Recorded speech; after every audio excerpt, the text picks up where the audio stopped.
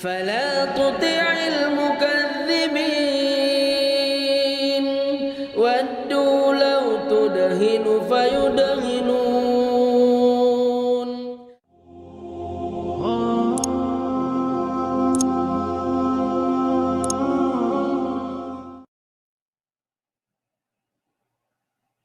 Bismillahirrahmanirrahim. Assalamu alaikum from Texas. My name is Heather, and I came here to tell you the story of how I became a Muslim. So the first thing you have to know is I have many notes so that I don't forget anything. I have hot tea because my throat is a little bit not good. And I also have tissues because usually when I share the story about converting, I start to cry because it's very touching to me. Also, it renews my iman and it makes me feel stronger. Excuse me. My story, I was working in a child care center, and we had a couple of Muslim families there, very nice. And one day we had a mom who came in, and she was niqabi. She was completely covered, and my boss refused to speak to her. And when I asked her why, she said, because I don't know what is under there, and so I'm afraid. And so I said, please let me speak to her, and you can not do this. And so I went, I talked to the mom, and then she left the school. And when she left, I asked my boss, why did you not want to speak to her? And she said, I don't know what's under there. Maybe she's going to blow up the school. They want to kill us. And I said, who told you this? She said, it is in their Bible. So I said, I don't believe any Bible of any faith says for you to kill everyone. And so me, being the strong-headed person that I am, I went to the bookstore and I bought a Quran and I read it very quickly. It took me 3 months. I was looking for this phrase that said, kill everyone. When I didn't find it, I went back to her and I said, aha, it does not say this. In fact, it says the opposite of this. And then I left this book, but the words did not leave me. And I kept thinking that how similar it was to the Christian Bible, and that Mary was there and Jesus was there, Ibrahim, Moses, all of them, all of the ones that I had learned about growing up as a Christian. And so I thought, I'm going to find out a little bit more. So I started to meet as many Muslims as I could. We have 2 universities in my city, and we have many foreign students. And so I'm sure many of them probably thought that I was crazy because I would see them, I would run to them, are you a Muslim? Let me ask you this question. And I asked many, many questions. Then one day I had a family, Paud and Ali. They were from Saudi Arabia, and they invited me to their home. And so I was feeling a little, I knew them from the school, but I didn't really know them. So I went there, and I was surprised. She was a mom like me, trying to juggle children, studies, cleaning, changing diapers. She was just a regular person. But the thing that wasn't the same was their peacefulness and their kindness and their generosity. And it was so attractive to me. And this, especially the peaceful part. And so I began to meet more Muslims. And no matter where they were from, Kuwait, Iran, Saudi Arabia, Egypt, they all had the same peacefulness.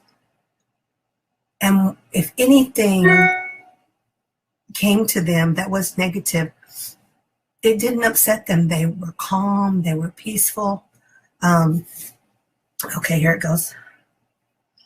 I told you I'm going to cry. And so I thought to myself, well, my family will disown me if I become a Muslim. So I will find this peace on my own. I can do it. I've always done everything by myself. I will do it. So I left that school. I went to another school. I changed where I lived.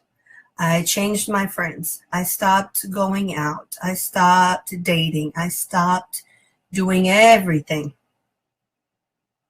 But still, I didn't have it. Now, here I am.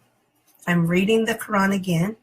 I am looking online, watching videos, asking questions, asking more questions, visiting people, running up to Muslims in the grocery store and asking questions. And I began to think that maybe I was not good enough for Islam. That I couldn't have that peace because I wasn't worthy of it. And so I sort of thought to myself, oh, I'll just watch Islam from the outside and respect it from here because I'm not good enough for Islam to be a Muslim. I've done too many bad things in my life. And so I was working in the summer school, and I had 2 children there from Saudi Arabia. And a child, he was 8, and his name was Saif. And they were talking about Ramadan. And so I joined their conversation, and he said, Miss Heather, how do you know about Ramadan? And I told him, I have studied Islam. I know a little bit about Ramadan. And he said, you're a Muslim? I said, no, I'm not Muslim. He said, why not? No one had ever asked me this before.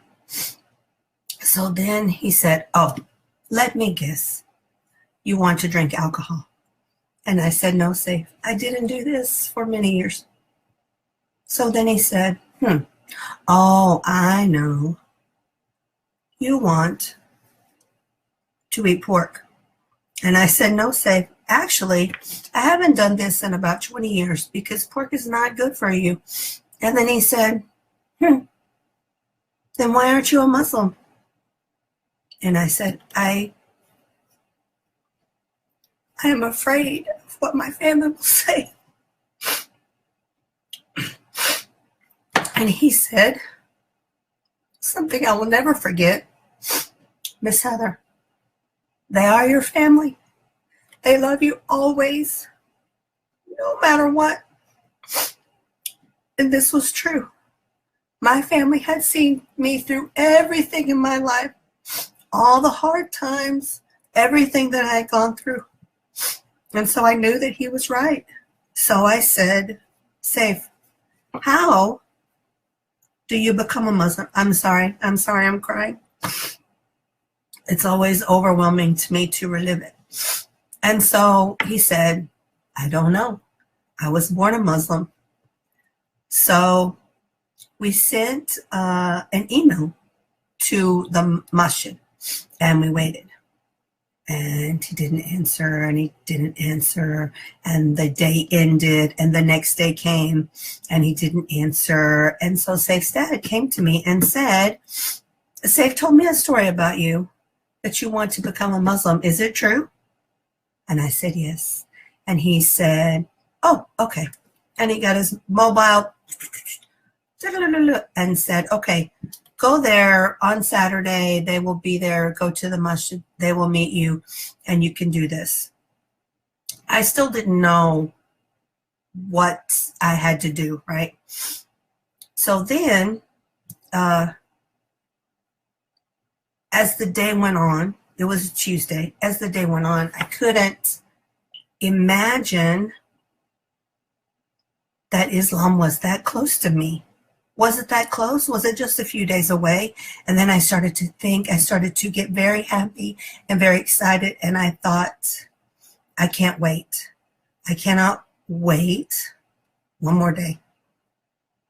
I can't wait. And so when Saif's mom came to pick him up, I asked her, I can't wait. Is there any way I can do it today? And she said, you can do it anytime. If you feel like you want to go to the masjid, go there tonight and we will meet you. We are packing. We are leaving tonight for Saudi Arabia, but we will meet you there. So I went there and I walked in and there were many, this is during Ramadan, there are many women there. They're greeting me. They're saying, Salam alaikum. And I'm thinking, I don't know what that means. Okay, hi. And then I went and I said, Mashallah. And when with my family, Saif's family, his aunt, his mom, his dad, and his little sister. And alhamdulillah that they were there because all that time that I had been moving towards Islam, but I was still on the outside, but safe, alhamdulillah. But excuse me, the innocence of a child, he's the one that opened the door. And so always he is in my prayers and my heart, because if he had not said that to me, Miss Heather, just do it, I would still be waiting, maybe on the outside, watching and waiting. So that was during Ramadan in July. And so, alhamdulillah, there were so many people who came to support me. Instantly, I had this huge family of people from everywhere. I can't even tell you what that's like to instantly have a family. It is the most beautiful thing that I've ever seen in my life. And so I told my dad. My dad said, well, Muslims believe in God too, right? And I said, yes. So he said, okay, fine. My mom was a little bit more skeptical. Now, 5 years later, they have all come around to that this was the best thing for me, because they could see changes in my personality, in the way I live my life, and they are happy for me. They can see that it was the best thing for me. ولا تطع كل حلاف مهين